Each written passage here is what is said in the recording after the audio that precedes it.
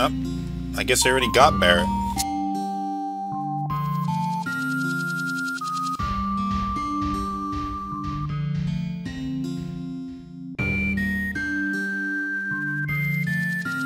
I hate to tell you, Barrett, but they're all in prison. Something they all have to deal with.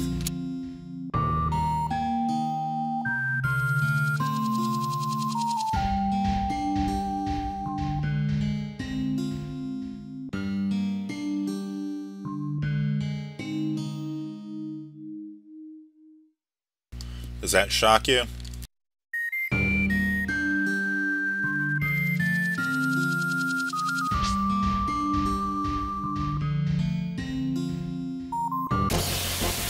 Oh, time for a fight.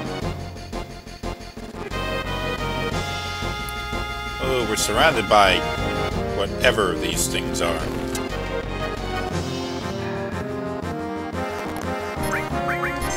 First time we get to use cat teeth in a fight, too.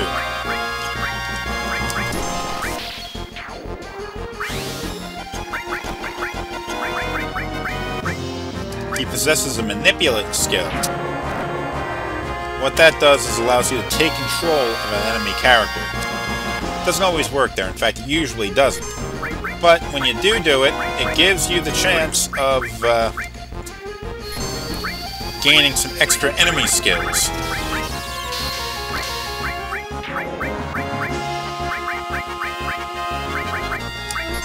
Since we're in the desert, a lot of these enemies are like fire enemies, so I don't think fire is going to do a whole lot of damage to them.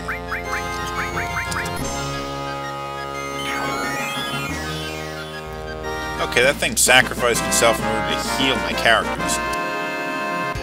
Don't quite understand that, but it did it. Aris is fiery. Tyria gets a boost.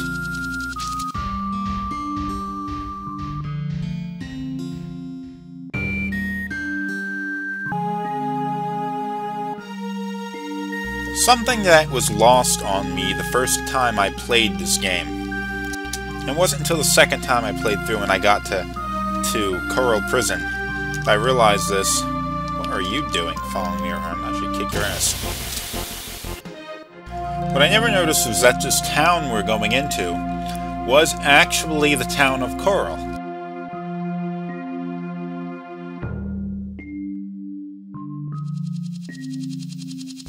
See these buildings here?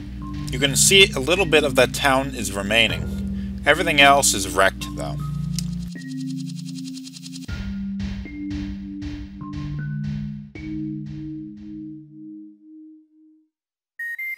Ah, jeez. There's an elevator that brings you back up. They're not going to let us use it.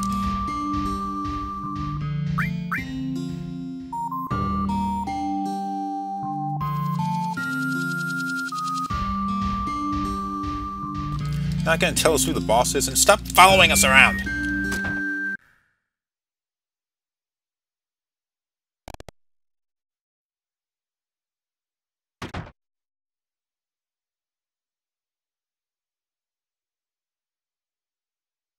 Whoa, calm down, Barrett. Hold on.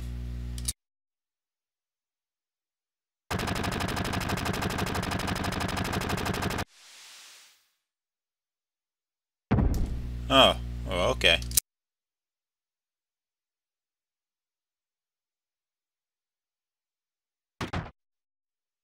What, you all got captured too?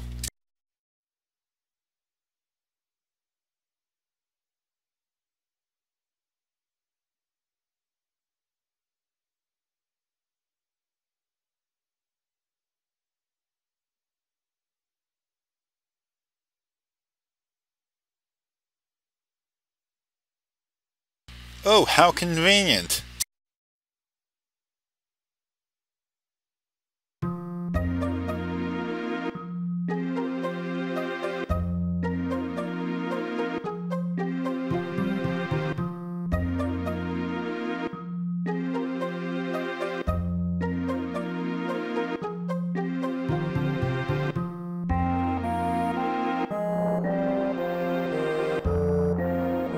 Up, oh, there's Coral.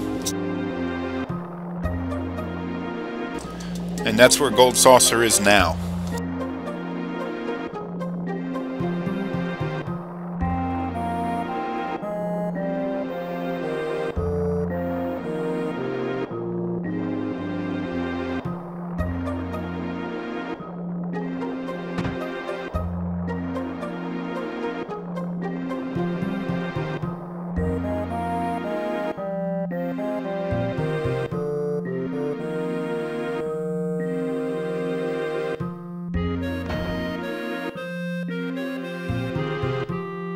Oh, this is getting out of hand.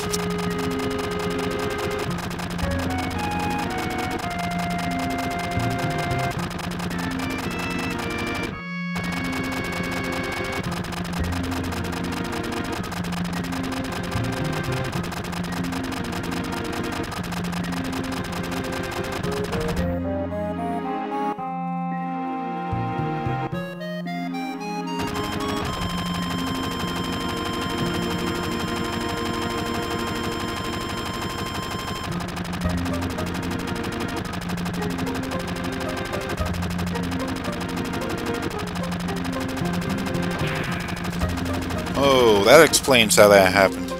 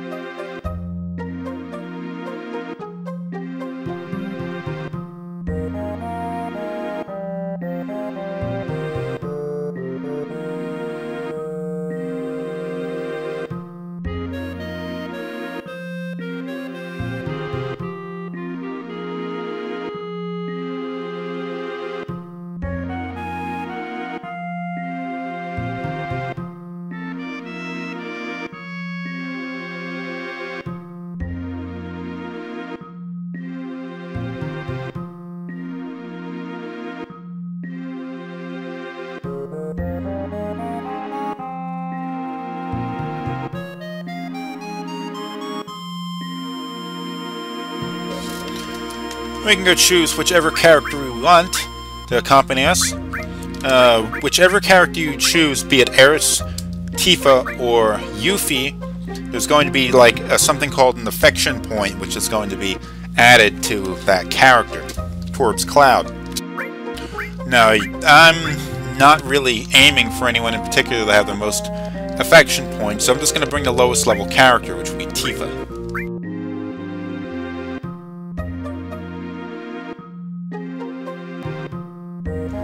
Okay, we can go out and about Coral Prison a little bit more.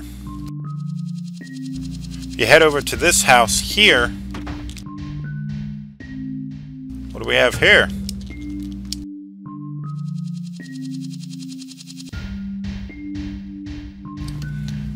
A shop.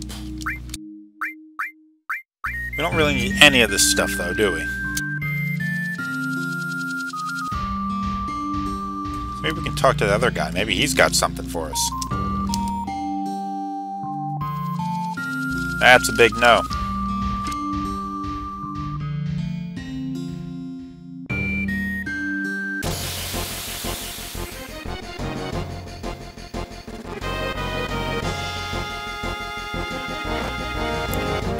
Oh, some bunch of dudes.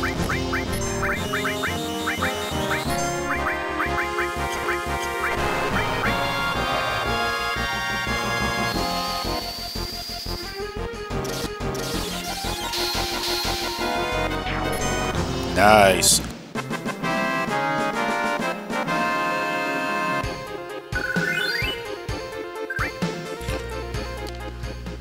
Okay, a little bit more about Barret has come out. Specifically, we now have a bit of an explanation as to why Barret kind of has the personality that he does. and why he has such a hate for Shinra. Now, he's always run around saying, "Oh, it's about the planet. I'm trying to save the planet." Well, I say, maybe that's bull. Because a lot of the stuff he's doing, all the violence, and all the aggression that he's had against Shinra, is not because he's trying to save the planet, or maybe not just because he's trying to save the planet, but because he wants revenge against Shinra for destroying his hometown. Which makes him not entirely different from Tifa. Remember, she said, like, I'm the same way. When she said that, she was basically just saying, like, yeah, I agree with you, because Tifa is kind of the same, I already checked this. Tifa hates Shinra mostly because of the destruction of Nibelheim. Sure, they may think, like, yeah, we're saving the planet and all that, but at the core of their hatred is the fact that their hometowns were destroyed by Shinra in one way or another.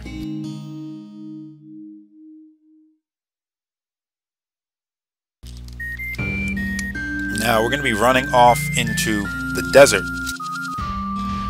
Now, Coral Prison is right at the base of the Gold Saucer.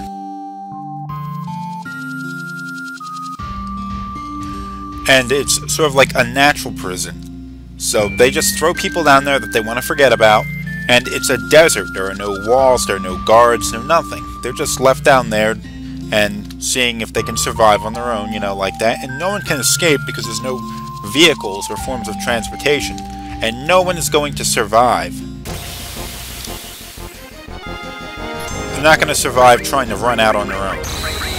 Now we have kind of a big monster we need to kill here.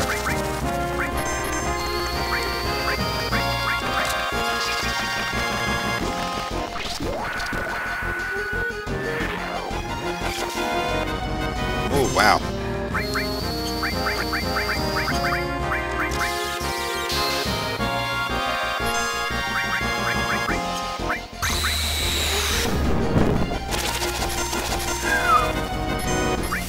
Thing does a lot of damage, doesn't it?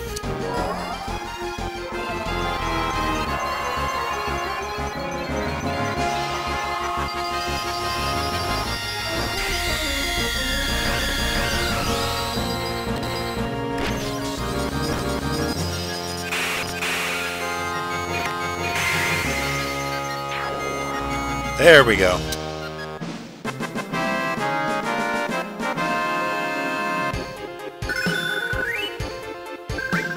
Fire leveled up. Unfortunately, we're facing a lot of fire monsters right now, so can't use that right to an immediate benefit. If you want to find your way around here, I think you have to just sort of head to the right. Although it's been a while, so I'm not quite sure if I can remember. To the right, to the right.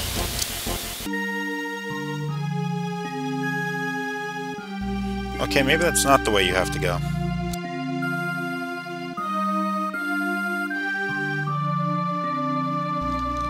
Okay, maybe this is the way. Now you go up, then to the right, and am I at the right? Yes, here we go. Here we are.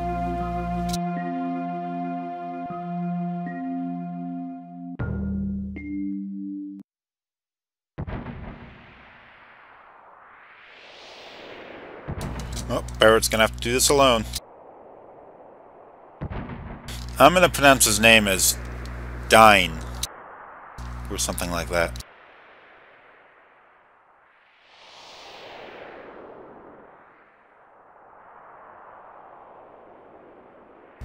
Oh, he's got a pretty big limp.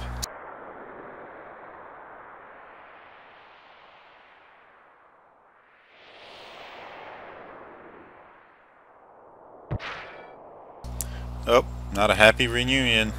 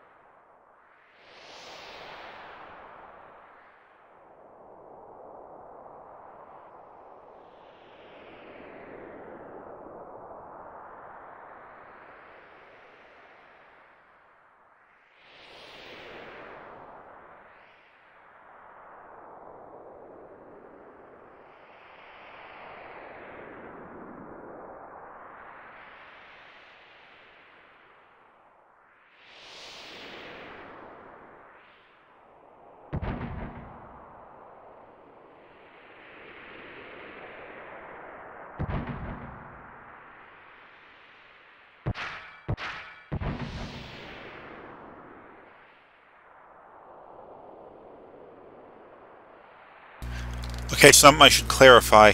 Marlene is not Barrett's daughter. He adopted her after Coral burnt to the ground because he thought Dine was dead. Marlene is actually this man's father, or Marlene's this man's daughter.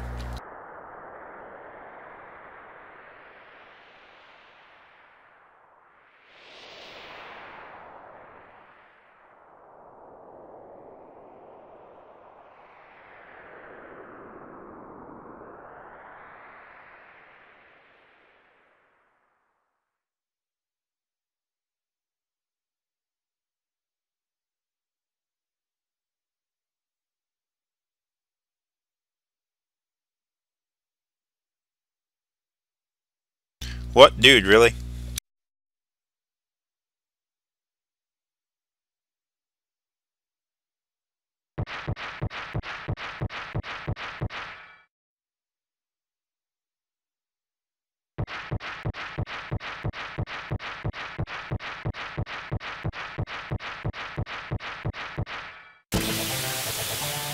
Boss fight, and this time we're only going to have Barrett fighting against his old buddy. Now, it's not going to be a terribly difficult fight. I don't think he has anything to steal. Yep. Fortunately, Barrett was restored, or else he'd be kind of a little beaten up to be taking part in this fight.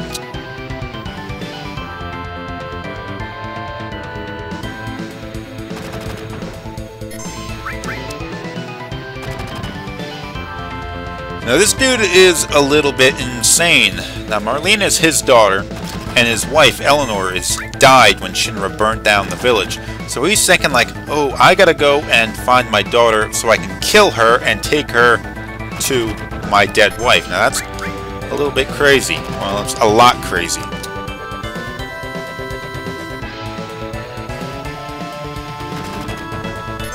So, we're gonna have to go and stop this guy, of course, because he seems to be able to leave the prison whenever the hell he feels like.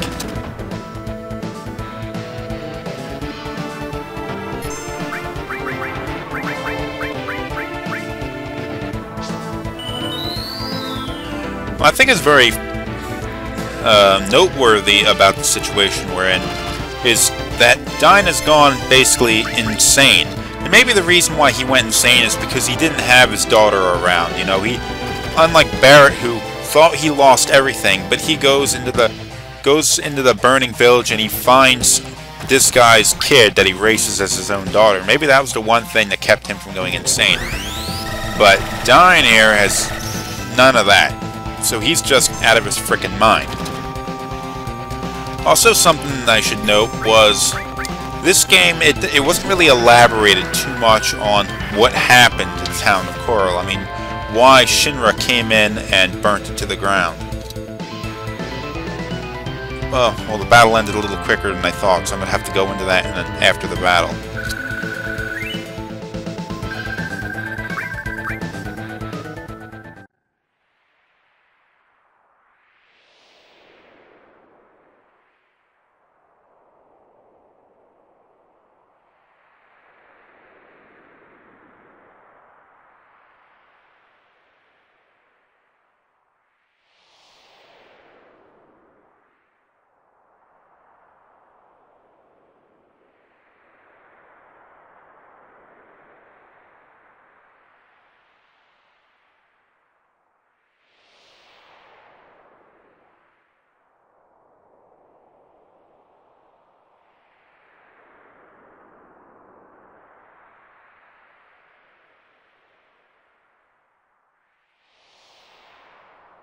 You're probably right about that.